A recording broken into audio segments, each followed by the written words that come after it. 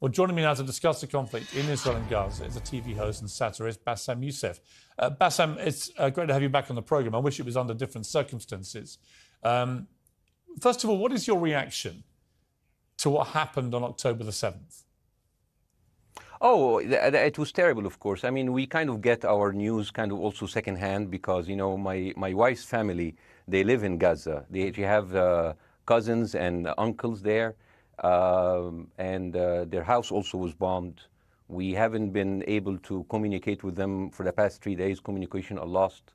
So we don't know actually what is the, how are they doing, but you know, we're used to that. I mean, it's just like, it's very repetitive. We're used to that. We're used to them being bombed every time and moving from one place to the other. You know, it's just like those Palestinians, they're very dramatic. Israel killing us. But they never die. I mean, they always come back. You know, they're very difficult to kill, very difficult people to kill. I know because I'm married to one. I tried many times, couldn't kill her. I mean, there's a dark humour there, and I understand why. Because no, it's not dark humour. I try to get to her every time, but she uses our kids as human shields. I can never take her out. Again, I understand the humour, but to be serious, Basham, about this. Tonight, I will be serious. Now, I will be serious. I was watching your interview with Ben Shapiro, and I'll tell you one thing. Yeah. I think that Ben Shapiro is one of the smartest people who ever walked this earth. He's very, very smart. I follow him, and I believe everything he said. And when he came on your show, his solution was, and I quote, his solution was that the solution for this is for Israel to annex Gaza and to kill as many son of bitches as possible to make sure that this will never happen again. And anyone who called for a ceasefire will be a terrorist sympathizer. So God forbid, I don't want to be labeled as a terrorist sympathizer. So I agree with Ben Shapiro. I think we should kill as many son of bitches as possible. Well, let me, so okay, far, but Basham, so far 3,500 people were killed, including 5,000 son of bitches in the bombing of the Baptist hospital as we speak right now. 1/3 of those 3,500 were children. So my question to Ben Shapiro is, how many more son of bitches do we need to kill so Ben Shapiro is happy? Okay, because it changes Basham, from 1 year. It changes from one. I'm sorry that. Listen, I'm really at a disadvantage here. I'm looking at a camera. I don't see you. I can hear you on my ear. The reason I'm interrupting is I think you're conflating different interviews with Ben Shapiro. He didn't use the phrase "sons of bitches" with me. Let me play to you what he actually said on my show. He did. Go back to your interview. No, he didn't. That was another interview. But let me play what he said to me here.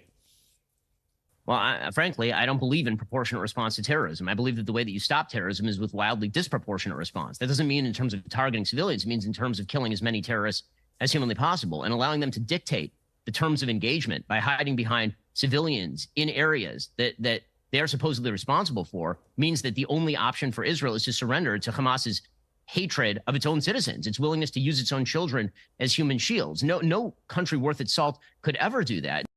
Now, that is substantively different to what you said he said, right? He's talking there but specifically about Hamas terrorists. I agree with him. The thing is, the question is, what is a proportionate response? Because it has been different from one tier to another. So if you look to this graph, for example, this is the death of Israeli and Palestinians, and it's changing from 1 year to year. It's like fluctuating like crypto. So my question is today, what is the going rate today for human lives? I mean, 2014 was a great year for Ben Shapiro. 88 Israelis were died, and there was 2,329 Palestinians killed on the other side. That is one Israeli for 27 Palestinians. That is a very good exchange rate. What I'm saying is, what is the exchange rate for today?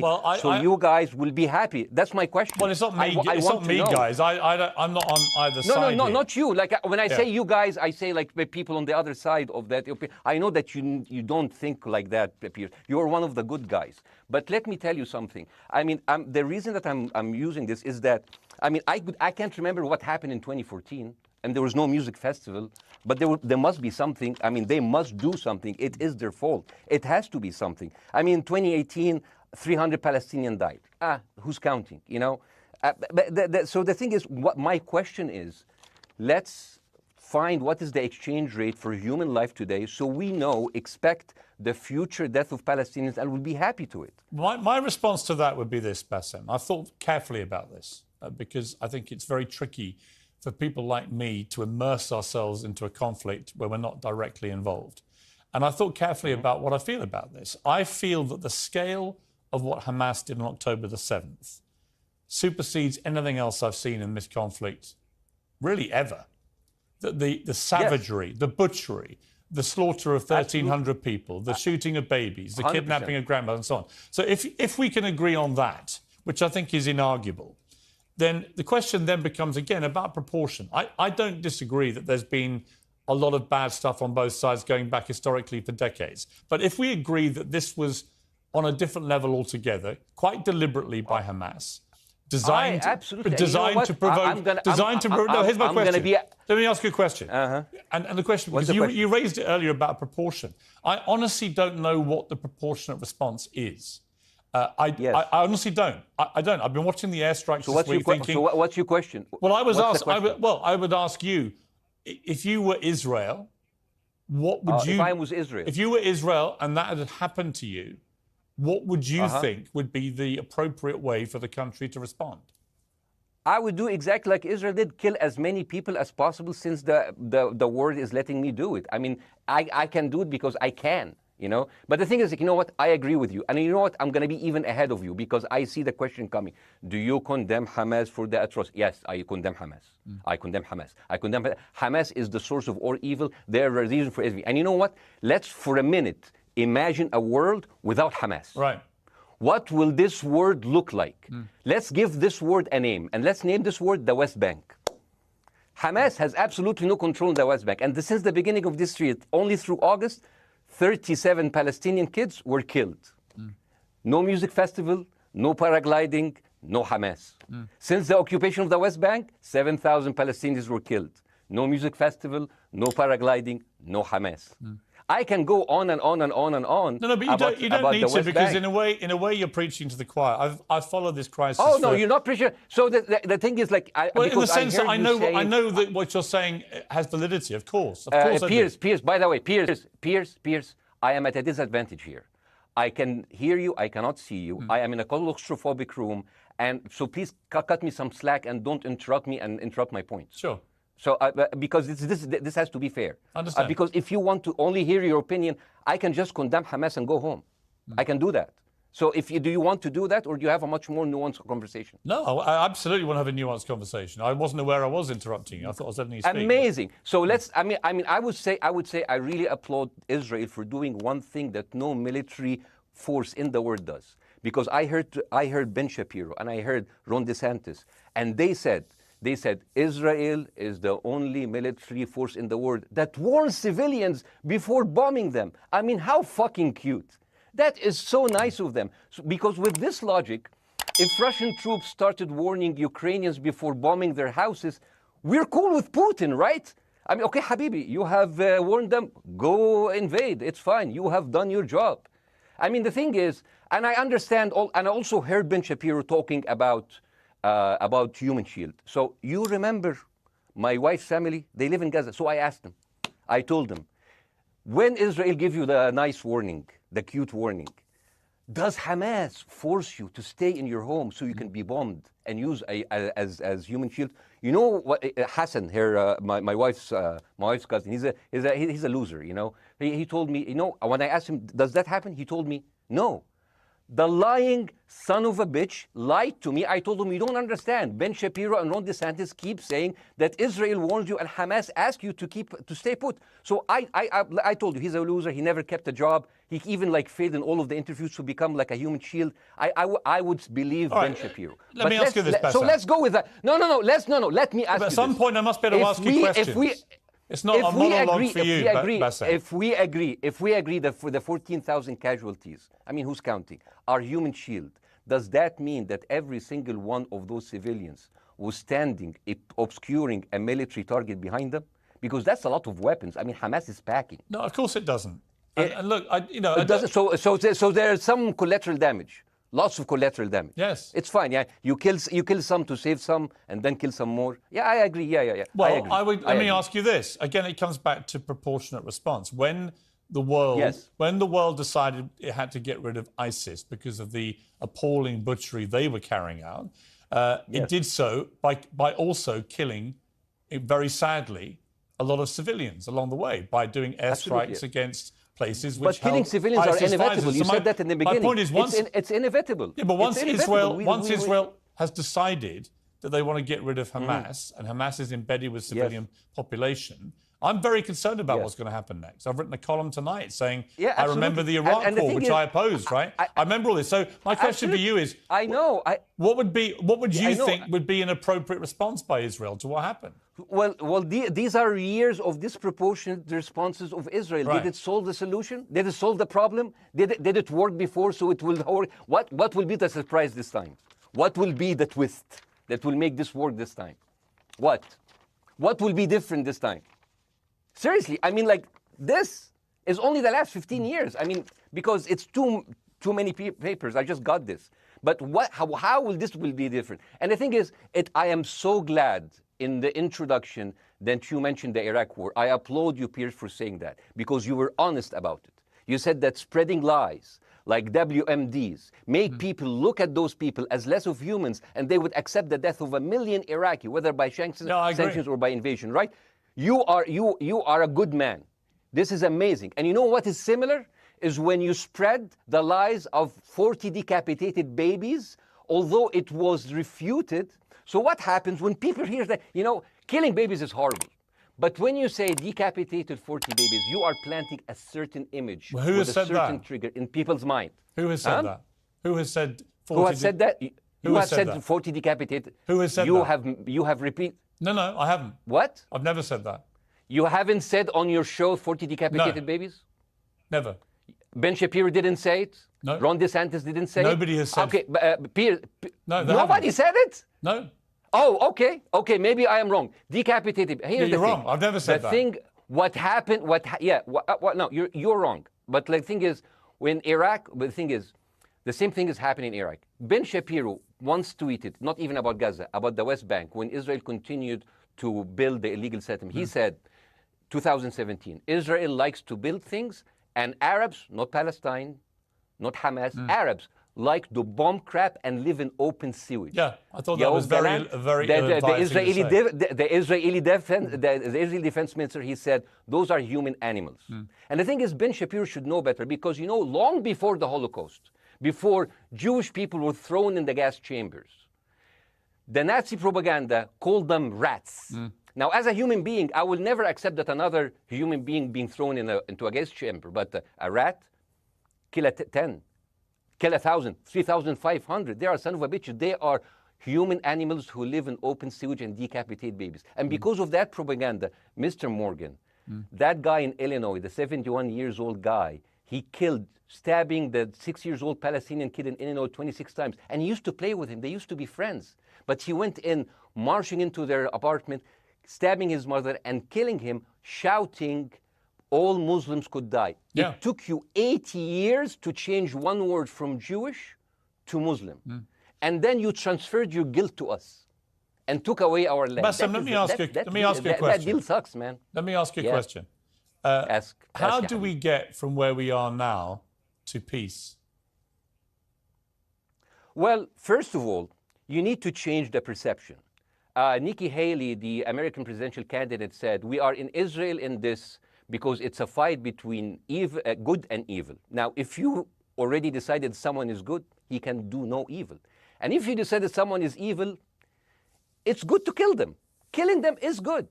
You see, and the thing is, it is not like something new. I mean, I look at history and I see, I'm sorry to say this, but Westerners has always dealt like this with indigenous people. You first treated them like savages, Native American, First Nation, Aboriginal. They're savages. Kill all the savages. And then when they're almost extinct, you start feeling sorry for them, like animals. So maybe the solution is that we kill as many Palestinians as possible, so the few of them that remains do not bother you. And maybe Netanyahu, when he lives for another 100 years, he'll become a tree hugger. Let me just challenge you on this. And he will campaign for preserving the three Palestinians. You keep talking about Westerners like me. Okay, so let me return the favor, okay? Hamas is dedicated to the complete eradication of Jewish people. I am not the spokesman for Hamas. I'm not saying you are. Why do you keep... I'm not saying you are. I'm not their spokesman. You're talking to me. I fucking hate them. Bassem, fuck Hamas. You are Hamas. No, are you happy? You're missing my point. You're talking in a generalized way about people in the West who always talk about Arabs as savages. I don't. No. I'm talking about America. I actually led the campaign. I led the media campaign in this country against the Iraq War. Okay, so I don't see. I don't see people in the Middle East as savages. You are one of the good ones. But what I would say is, I'm not talking about you. You're great. No, it's not about me being great. You're amazing. We love you. It's about the way Hamas behaved on October the 7th was like savages, like a pack of savages. It was the worst atrocity against Jewish people since the Holocaust. There has to be, of course, there has to be a response. They should be eradicated. My question for you is, notwithstanding the history, Bassem, what is the proportionate response? But I don't know. But there's no Hamas in the West Bank, and they're still dying there. So what's your excuse? I don't have any excuse. Okay, what's your explanation? Sorry, my earpiece went down. Listen, I don't make any pretense that this hasn't been a massive problem between Palestine and Israel going back to the mid-40s. We all know this, right? Piers, listen. I'm not saying that you're making excuses, but if you are adopting a certain point of view, you have to at least defend it. I'm telling you, there is no Hamas in the West Bank. What is the excuse? Not your excuse. What is the excuse to kill those people? Well, listen, this question of proportionality is one that... No, answer my question. I've been answering your question. You answer mine. It's actually not my job to answer your questions. It's not. Okay, not your job. Not. I agree with you. I'm more interested in you, who has family in Gaza, who's an Egyptian in the Middle East, right? I'm more interested in what you have to say. Okay, I'm telling you. I think Hamas is the problem, okay? Right. Now, let's say Hamas is removed. Let's Hamas. I'm agreeing with everything. You want me to condemn Hamas? I will condemn Hamas, Hummus, Hassan, everybody. Guys, say wait. I can't hear you. The earpiece. Damn. Okay. Oops. Okay. Yeah. Okay. I do need help. I think. Okay. Just go back. Is he there? You go back. Can you hear me? Okay, go. Thank you, guys. Can you hear, Bassem? Yeah. Now I can hear you. Okay. So here's the thing. Can you hear? Okay. Yeah. So Isaac, let's say, for example, Hamas ceased to exist. Okay. Do you hear me? Yes. Yeah. Hamas ceased to exist today. Now, right now, in Palestine, in West Bank and Gaza, 20% of Palestinians go through Israeli prison system, whether imprisonment, whether interrogation, whether torture, and the rest of them, they live a life of daily loss of land, of homes, of life, and they are suffocated by this. So let me ask you something. If you are a Palestinian living into these conditions for decades, would you sympathize with your oppressor, or sympathize with the people who claim they resist them even if they are terrorists? I have made no secret that I think the conditions Palestinians have had to exist under are completely unacceptable. I've said that for years. So the question then becomes, how do you forge peace between two warring parts of that region who, for decades, have approached peace, in my view, with mutual sledgehammers, with no actual desire to have peace? And I think it comes down in the end to great leadership. And I don't think there's great leadership. I don't think, well, hang on, let me make my point. I don't think there's great leadership on either side. Where is the Nelson Mandela figure here to come through all this hatred on both sides? Nelson Mandela? Yeah, where is that Nelson figure? Nelson Mandela actually have criticized Israel for being a horrible state. All of the South African activists have actually called Israel. My point is about how he responded to a country that was so divided. Is a template for how you get to peace, isn't it? I haven't met Nelson Mandela, so I wouldn't know. But like there is a point. There's a very important point here. You know, I want to understand what is the logic of Israel carpet bombing Gaza. I mean, if there's a logic, if this will make Israel safe, I want to hear the logic. So if they continue bombing, what are they hoping to achieve? Well, I think we know what their stated aim is. Their stated aim is to eradicate and wipe out Hamas. They believe Hamas are living predominantly in northern Gaza. They also are aware they're living amongst civilians. So it's an incredibly difficult thing. As I said in my monologue, it is very, very difficult to see how they do this without massive collateral damage. So if I can understand this correctly, basically Israel is doing this to pressure the Palestinian community in Gaza to turn against Hamas. Is that right? I'm sure that's part of it, yes. That's part of it. So this is exactly what terrorist organizations do, because terrorist organizations will have no chance beating a whole nation in battle. So they terrorize and they kill the civilians in order to spread fear and terror so they can turn against their government to change their policy or to resign. You have just compared Israel with ISIS. No, I haven't. I don't see any comparison between It's going to be the headlines tomorrow. Piers Morgan, Israel is ISIS. Only amongst people who weren't listening. The comparison, which is more apposite, is ISIS and Hamas. They are both nihilistic terror groups intent on killing as many Jewish people and others as they can possibly kill. And you can't get peace with people like that.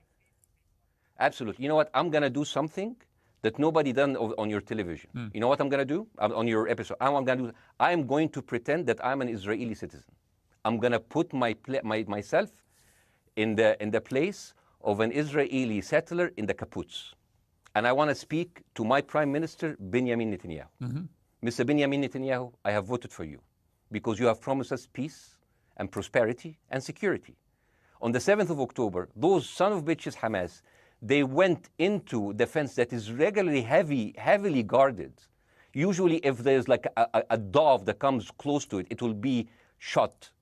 Those people went in and they went for 6 hours before IDF forces was deployed, killing our friends, our families, kidnapping our grandmothers and babies, and went in. I want to ask you, Mr. Prime Minister, after you have fractured the Israeli community and you have fucked our courts, our Supreme Courts, what are you doing with the money being given to you, to the United States? Also, you are carpet bombing Gaza with absolutely no regard to our hostages, our people. I heard a rumor in the kibbutz that you're doing that you let that happen as an excuse to carpet bomb Gaza, so you push them into Sinai. And I didn't believe it. It's like, not my prime minister. He can never do that. And then I watched an interview for Danny Ayalon. He was your chief advisor. He was also the Israeli ambassador to the United States. And you know what he said, Mr. Prime Minister? He said that the solution for those Palestinians is to go into a vast land of Sinai and live into tent cities temporarily, temporarily, wink wink, until we build Gaza again, and then we invite you back. يعني عبط احنا بقى. يعني فاهمني؟ As we've seen this movie before. So يعني, and when I saw this, I couldn't explain to my fellows in the kibbutz, how come our Israeli government is trading human lives for another piece of land? So as an Israeli citizen, I need to hold my Israeli government accountable. And as an American citizen, I want to know all of these money that we are giving to Israel. We're giving them $4 billion every year. Joe Biden said it's the best investment America ever done. Well, if I am in the place of Joe Biden, I would say, sorry, don't speak. I would say, if I was Joe Biden, I would go down and whisper in the ears of Netanyahu and tell them, I hate bad investments. They haunt me, like Littlefinger in Game of Thrones. But the thing is, this is the problem. Israel always victimizes itself, and I have never seen a victim putting their oppressor under siege and bombing them 24/7. Israel wants you to believe that they are the victim.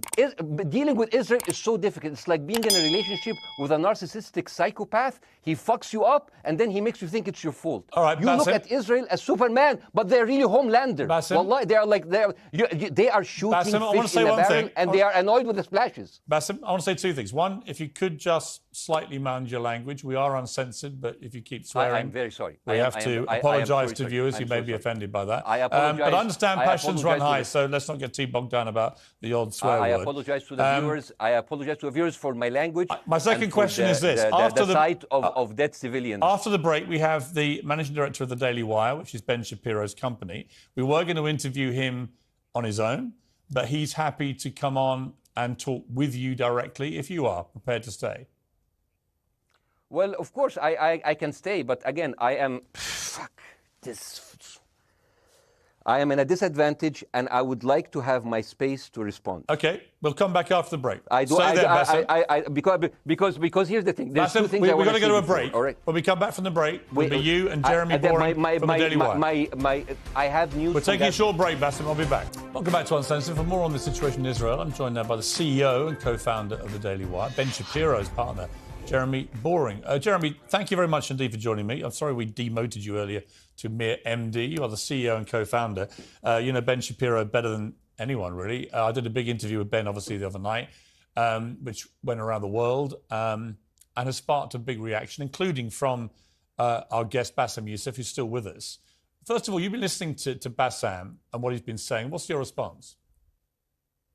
Well, first of all, I make it a point not to speak for Ben Shapiro. He's got a 20 IQ points on me and speaks for a living professionally, so he's much better prepared to defend himself. But as his business partner, as his best friend, I do feel like I have to respond to the things that Bassem was just saying.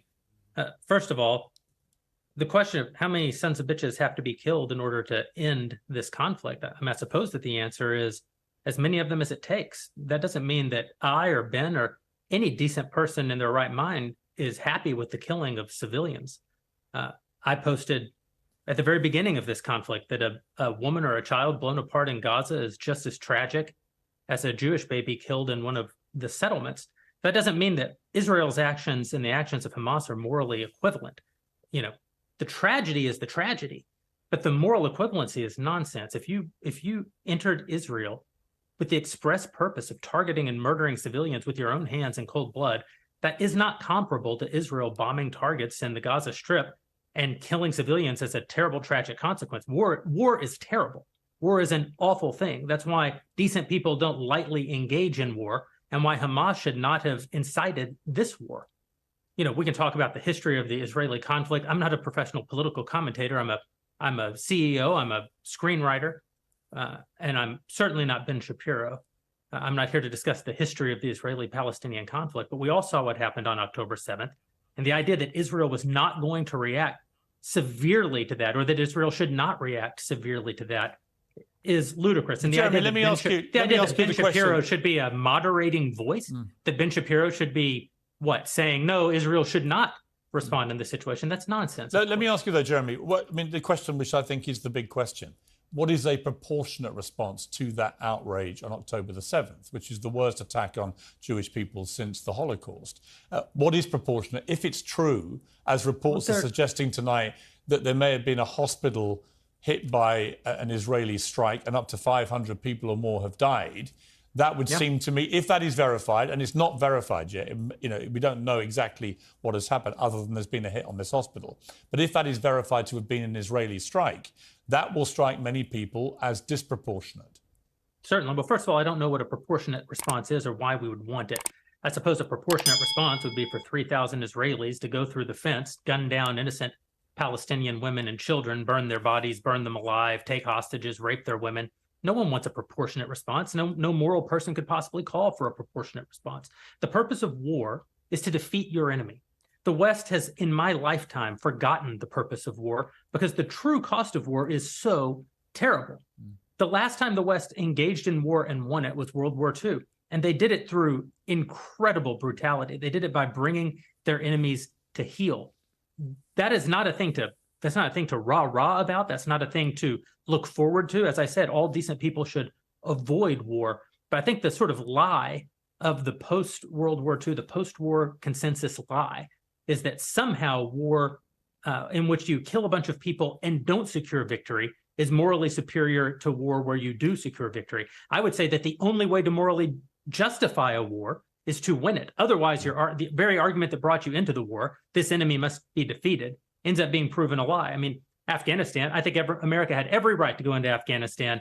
The Taliban was harboring Osama bin Laden and Al-Qaeda. Al-Qaeda flew planes into buildings in the United States, killed thousands of our citizens, brought the nation into untold agony, pain, and horror. America had every right morally to go in and destroy the Taliban and destroy Al-Qaeda. Yeah, but I would argue, the Taliban now rules in Afghanistan. The war was not won. But that's my point, actually. I've done a column about this tonight for The Sun here in the UK, which is I was editor of a newspaper when the Iraq war happened. I opposed it very aggressively as the editor of the paper.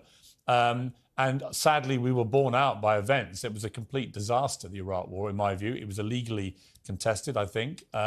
And the consequences were appalling in terms of loss of life, 1 million people, in terms of ISIS being allowed to breed and create their merry hell around the world, in terms of complete dismantlement of Iraq itself as a functioning country.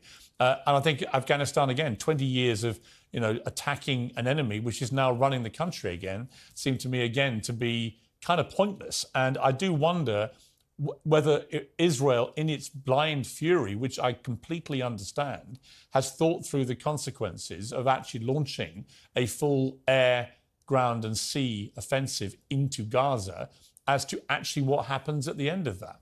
Well, I suppose Israel wasn't really given the opportunity to fully contemplate what the consequences of that action might be, because Israel didn't instigate this war. This war was instigated by a horrible terrorist attack on Israel. And a state is put in a position where it has to respond. Now, one might argue that the very fact that Israel has yet to actually launch their ground invasion means that they are actually making a calculation about what the cost will be, what victory looks like.